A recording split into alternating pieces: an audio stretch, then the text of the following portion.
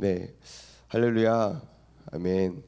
오늘 본문 들어가기 전에 다윗은요 도망자였습니다. 이제 다윗을 죽이는 일은 그저 사울의 개인적인 원한이 아니라 국가 정책이 되어 버립니다. 사울의 증오와 광기를 확인한 그 요나단도 더 이상 내가 너를 도와줄 수 없겠다라고 말하면서 그를 떠나 보냅니다. 눈물로 이별하는 장면이 오늘 내 말씀 전의 이야기입니다. 네, 여러분, 이제 다윗은 어떻게 하면 되겠습니까? 어디로 도망가야 될까요? 다윗은요 아무데도 도망갈 데가 없었습니다. 가족한테도 갈 수 없었고 친구를 찾아갈 수도 없었습니다. 왜냐하면 자신이 가는 순간 그 가족도 친구도 위험에 빠질 수밖에 없었기 때문입니다. 그래서 다윗은 이제 마지막이라 생각하고 하나님의 성소가 있었던 노브로 떠나게 됩니다. 이 노브는 하나님께 예배하는 장소, 하나님의 거룩한 임재가 있는 장소였습니다. 오늘 본문 1절 말씀을 보시겠습니다. 다윗이 노베 가서 제사장 아히멜렉에게 이르니 아히멜렉이 떨며 다윗을 영접하여 그에게 이르되 어찌하여 내가 홀로 있고 함께하는 자가 아무도 없느냐 하니. 제사장이 살고 있었던 성소가 있었던 노브로 다윗이 갑니다. 아히멜렉 제사장이 깜짝 놀라면서 다윗을 맞아줍니다. 왜냐하면요 아히멜렉은요 지금 이 상황을 잘 몰랐습니다. 그리고 더군다나 군대 장관이었던 다윗이요 아무도 데려오지 않고 혼자 옵니다. 그러니까 뭐가 있구나 라고 직감을 했을 것 같습니다. 떨면서 그를 영접하고 질문을 합니다. 어찌하여 내가 홀로 있고 함께하는 자가 아무도 없느냐라고 말을 합니다. 이렇게 질문했더니요 2절 말씀을 보겠습니다. 다윗이 제사장 아히멜렉에게 이르되 왕이 내게 이를 명령하고 이르시기를 내가 너를 보내는 것과 내게 명령하는 일은 아무것도 사람에게 알리지 말라 하시기로. 내가 지금 왕의 비밀 명령을 수행하고 있는 중입니다 라고 거짓말을 하면서 제사장을 안심시킵니다. 그리고 3절 말씀을 보시면 당신의 수중에 무엇이 있나이까 또 5덩이나 무엇이나 있는 대로 내 손에 주소서 하니. 지금 다윗은요 너무 배가 고픈 상태입니다. 급하게 도망치느라 아무것도 가지지 못한 채 먹을 것도 없이 가족과 친구와 이별을 했습니다. 그래서요 거짓말을 둘러대면서 또 5개나 뭐 먹을 거 없습니까? 라고 구걸하듯이 요청을 하고 있습니다. 얼마나 비참한 현실인지 모르겠습니다. 여러분, 우리도 이 다윗과 같은 상황에 처할 때가 있지 않습니까? 기댈 곳 하나 없고 내 안정을 보장해 줄 수 있는 사람이나 장소도 없을 때가 있습니다. 과거에 한때는 사람들에게 칭찬받고 인정받았던 내가 많은 것을 가졌던 적이 있습니다. 또 가능성도 있어 보입니다. 내가 이렇게 살면 성공할 수 있겠다라고 생각할 때가 있었습니다. 하지만 지금은 어떻습니까? 다윗의 모습처럼 많은 것을 잃어버리고 누구에게나 내 사정을 솔직하게 털어놓지 못할 때가 있습니다.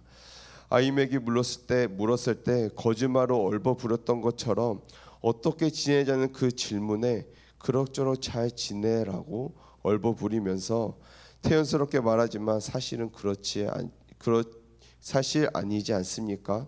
속은 타들어가고 있고 경제적으로 힘들고 지금 다윗처럼 어려울 때 배가 고파 떡 하나 아쉬울 때 우리는 너무 비참해집니다. 다윗이 한때는 군대 장관이었습니다. 이제는 역적으로 물려서 도망자 신세로 전락했던 다윗, 어쩌면 우리의 모습이 아닌지 한번 생각해 보게 됩니다. 8절 말씀을 보시면요 여기 당신의 수중에 창이나 칼이 없나이까 라고 요청을 합니다. 다윗이 급하게 도망치느라 최소한 자기의 방어를 하고 자신을 지킬 수 있는 무기가 하나도 없는 상태였습니다. 그것이 우리의 모습일 수 있다는 것입니다. 더 심각한 것은 지금 다윗의 영적인 상황입니다. 다윗은 하나님 앞에 이때까지 언제나 정직하고 진실하고 지혜롭게 행했습니다. 하나님께 인정받고 사람들에게 칭찬받던 그 사람이 다윗 아니었습니까? 그런데 지금 다윗은 2절 말씀을 보시면 왜 혼자라는 이 질문에 능청스럽게 거짓말을 합니다. 왕의 명령을 수행 중입니다라고 이야기합니다. 그리고요, 이뿐만이 아닙니다. 5절에도 보시면 거짓말을 하는데요, 혼자임에도 불구하고 우리다라고 말을 하고 내 부하들이 있다라고 거짓말을 합니다. 또 8절 말씀을 보시면 여기 당신의 수중에 창이나 칼이 없나이까 왕의 일이 급함으로 내가 내 칼과 무기를 가지지 못하였나이다 하니, 네, 왕의 일을 행하고 있다는 한 번 더 거짓말을 하고 있습니다. 네, 여러분 총 몇 번 거짓말을 하고 있습니까? 네, 3번이나 오늘 본문에서 거짓말로 자신을 변호하고 있는 모습을 우리가 보게 됩니다. 혹시 우리도 이럴 때 있지 않습니까? 이때까지 잘 지켜왔던 우리만의 신앙의 원칙이 있습니다. 내가 이 선은 꼭 지켜야지, 순결하게 진실하게 살 때가 있지만 우리가 너무 급한 나머지, 내 상황이 너무 어려운 나머지 그 선을 넘을 때가 있습니다.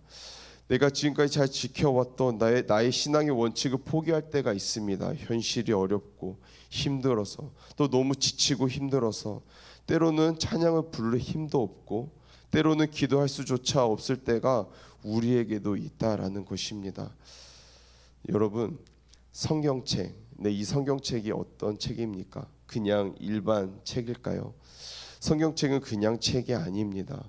우리가 이렇게 살아야 된다라고 믿음의 선배들의 모습을 보여주는 그런 책이 아닙니다. 왜냐하면 아브라함도 부족했고 모세도 부족했고 또 오늘 말씀에 나오는 다윗도 부족했습니다. 사실 다윗도 우리가 도덕적으로 따라야 할 사람이 아닙니다. 왜냐하면 다윗도 흠이 맞는 사람이었습니다. 오늘 말씀에 보면요, 거짓말을 했습니다. 그리고 나중에 보면 살인죄를 범하기도 하고 간음죄를 범하기도 했습니다. 우리는 다윗의 모습을 보면서 야, 내가 어떻게 다윗을 본받을 수 있을까라고 말하기보다 다윗도 그랬구나, 다윗도 거짓말했네라고 생각하며 어쩌면 도전보다는 위로를 받을 때가 있습니다. 다윗은 우리보다 더 나쁜 잘못을 저지르기도 했던 사람입니다. 하지만 이 다윗이 특별한 이유가 무엇입니까? 어떠한 상황 속에서도 이 다윗은 하나님의 품을 떠나지 않았던 사람인 것입니다. 아무리 힘들고 어려워도 하나님을 품을 향해서 달려갔던 사람이 바로 다윗입니다. 내 모습이 추해도 부족해도 내가 갈 곳은 주님 품밖에 없구나 해서 주님 품으로 달려갔던 사람입니다. 기댈 곳 없었던 그 상황 가운데서도 다윗은 노브로 달려갔습니다. 하나님의 성소가 있었던 그 거룩한 주님 품으로 달려갔던 사람이 바로 다윗이라는 것입니다. 그래서 다윗은 이 어려운 상황 속에서도 하나님으로부터 소중한 선물을 받게 됩니다. 4절 6절 말씀인데요, 그 말씀을 보면 거룩한 떡을 얻게 되는 것을 우리가 볼 수가 있습니다. 이 거룩한 떡은 제사장이 아니면 원래 못 먹는 떡입니다. 그런데 너무나 급한 나머지 떡 좀 달라고 하니까 제사장이 다윗에게 거룩한 떡을 내어주게 됩니다. 그런데요, 원래는 안 됩니다. 율법으로 금지되어 있었습니다. 그런데 율법보다 더한 법이 무엇입니까? 바로 사랑의 법 아닙니까? 마태복음 12장 1절에서 4절 말씀을 보시면요, 안식일에 제자들이 이삭을 잘라 먹는 것을 보고 바리새인들이 고발을 합니다. 예수님께 왜 당신의 제자는 안식일을 범하느냐라고 고발했더니 예수님께서 오늘 본문인 사무엘상 21장 예화를 드시면서 다윗도 그랬지 않았느냐, 배가 고플 때 율법보다 더 뛰어난 법인 이 사랑의 법으로 제사장이 그를 품어주지 않았냐라고 말하면서 아히멜렉을 두둔하는 장면이 나옵니다. 아히멜렉은 귀한 일을 했다, 선한 일을 했다라고 하시면서 칭찬을 하셨습니다. 네, 여러분, 성소는 거룩한 곳입니다. 그런데 이 거룩한 곳이 지금 거룩하지 않는 다윗이 찾아왔습니다. 거짓말을 일삼는 그 거룩하지 않는 사람을 성소가 받아줍니다. 그리고 제사장이 율법으로는 안 되지만 사랑의 법으로 그를 품어주고 배고픈 다윗에게 거룩한 떡을 내어줍니다. 결국 뒤에 22장을 보시면 오늘 7절에 나온 도액이요 이것을 일러 바칩니다. 그랬더니 사울이 노베 제사장들을 다 죽여버립니다. 여러분, 이 장면이 어떤 모습과 닮아 있습니까? 우리를 사랑으로 품어주신 진정한 제사장이신 예수님을 상징합니다. 참된 대제사장이신 예수님은 거룩하지 않은 우리의 모습을 품어주십니다. 그리고 우리가 영적으로 배고플 때 생명의 떡이신 자신의 몸을 우리에게 주셨습니다. 아무런 잘난 것도 없고 흠이 많은 우리의 모습을 그대로 품에 안으시고 영적으로 부족한 우리를 자신의 몸을 십자가에 죽으셔서 생명의 떡을 우리에게 주십니다. 그리고 그 떡을 먹고 다윗이 힘을 얻었던 것처럼 우리가 생명을 얻습니다. 그런데 이뿐만 아닙니다. 다윗이 8절에 무기를 요청했을 때 어떤 무기를 받냐면 9절 말씀을 보시겠습니다. 엘라 골짜기에서 죽인 블레셋 사람 골리앗의 칼이 보자기에 쌓여 에봇 뒤에 있으니, 네, 그 칼이 여기에 보관되어져 있습니다. 아무도 몰랐습니다. 그때 골리앗의 칼이 여기에 보관되어 있을 줄 누가 알았겠습니까? 그런데요, 제사장이 그 칼을 준다라는 것입니다. 다윗이 뭐라고 얘기했을까요? 그 같은 것이 없습니다라고 얘기를 합니다. 이 칼을 받았을 때요, 이 다윗의 마음은 어땠을까요? 그 옛날 모든 사람들이 벌벌 떨 때 하나님만을 의지하고 나아갔을 때 내가 골리앗을 이겼지, 지금은 나 혼자밖에 없지만, 내가 기댈 곳이 없지만 하나님만 의지하면 되겠네. 네, 여러분, 다윗이 힘들고 어려웠을 때 친구, 가족, 사람에게 간 것이 아닙니다. 바로 하나님 품으로 달려갔습니다. 하나님 품으로 달려갔더니 생명의 떡을 얻고 하나님이 나와 함께 하셨던 간증이 있었던 골리앗의 칼을 얻었다라는 것입니다.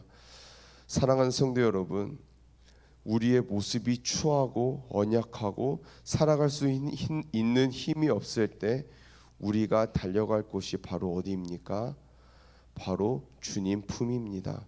주님께 나아갈 때 주님께서 생명의 떡을 우리에게 주실 것입니다. 믿으십니까? 아멘. 오늘 우리가 하루 살아갈 때 노브로 달려갔던 다윗처럼 예배의 자리에서 거룩한 이곳에서 예수님을 새롭게 만나고 다윗이 골리앗의 칼을 다시 받았던 것처럼 놀라운 은혜의 간증을 회복하는 우리 사랑하는 성도님들이 되길 소망합니다. 그리고 또 오늘 하루를 살아가실 때 오늘 하루 우리의 삶 속에서 주님을 더욱 의지하며 나아가시는 저와 우리 성도님들이 되시길 간절히 소망합니다. 아멘. 기도하시겠습니다. 네, 거룩하신 하나님 아버지, 감사합니다. 오늘 이 다윗의 모습을 통해 우리의 모습을 보게 됩니다.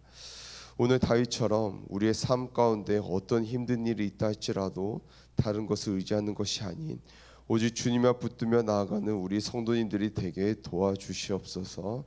우리가 날마다 주님 앞에 엎드리는 삶, 겸손한 삶을 살게 하시고 날마다 주님을 찬양하는 삶을 사는 저와 우리 성도님들이 되게 도와주시옵소서.